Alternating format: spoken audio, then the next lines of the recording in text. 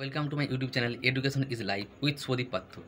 আমরা প্রতিনিয়ত কিছু না কিছু শিখে চলেছি এবং আজীবন শিখে চলবো। এই ভিডিওতে কথা বলবো হিন্দি ভাষা কেন, আমাদের হিন্দি ভাষা কেন শেখা জরুরি, হিন্দি লিখতে, হিন্দি পড়তে এবং হিন্দি বলতে কেন জানা জরুরি।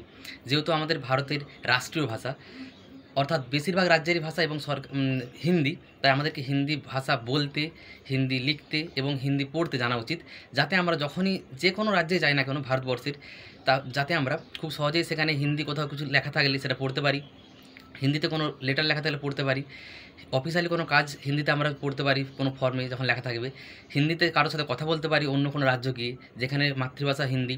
এছাড়াও ভারতের যেহেতু রাষ্ট্রভাষা হিন্দি, আপনি ভারতের যে কোনো রাজ্যে যান সেখানে গিয়ে আপনি হিন্দিতে অন্য লোকের সাথে কথা বলতে পারবেন, কমিউনিকেশন করতে পারবেন, যোগাযোগ করতে পারবেন। যদি আপনি হিন্দি না বলতে পারেন সেখানে গিয়ে আপনি সমস্যায় পড়তে হতে পারে আপনাকে। এছাড়াও অন্যান্য অনেক কতগুলো দেশ রয়েছে সেখানেও ভাষা হিন্দি, তাহলে আপনি যদি হিন্দি ভাষা শিখে থাকেন সেই দেশে যদি আপনি কখনও যান ভবিষ্যতে, সেখানের সাথে মানুষের সাথে কথা বলতে পারবেন। এই জন্য আমাদের হিন্দি ভাষাটা অবশ্যই শেখা জরুরি।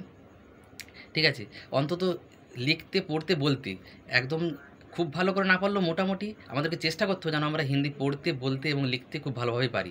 এছাড়াও হিন্দি শেখা জরুরি। ধরুন যখন আপনি কেন্দ্রীয় সরকার যদি পরীক্ষাগুলো দেন, কেন্দ্রীয় সরকারের পরীক্ষায় আপনার কিন্তু পশ্চিমবঙ্গে চাকরি পাবেন এরকম কোনো কথা নেই, পশ্চিমবঙ্গের বাইরের রাজ্যেও যেতে হতে পারে, সেটা পাঞ্জাব বা উত্তরপ্রদেশ, দিল্লি বা উড়িষ্যা, বিহার, যে কোনো জায়গাতে যেতে হতে পারে। সেখানে কিন্তু আপনাকে হিন্দিতে কথা বলতে হবে। হিন্দিতে আপনি যদি জানেন সেখানে মানুষের সাথে কথা বলতে পারবেন হিন্দিতে। ঠিক আছে, তো সেই ক্ষেত্রে আমাদের হিন্দি ভাষাটা শেখা অবশ্যই অবশ্যই জরুরি। এবং এটাও যেহেতু আমি হিন্দি, আমার কাছে বইও রয়েছে, আর আমরা টিভিতে হিন্দিতে ছোটোবেলায় আমি কার্টুন দেখতাম, সেই কথাটা বলে দিই। কার্টুন থেকে অনেকে শিখে গেছিলাম, ছোটা ভীম কার্টুন দেখতাম।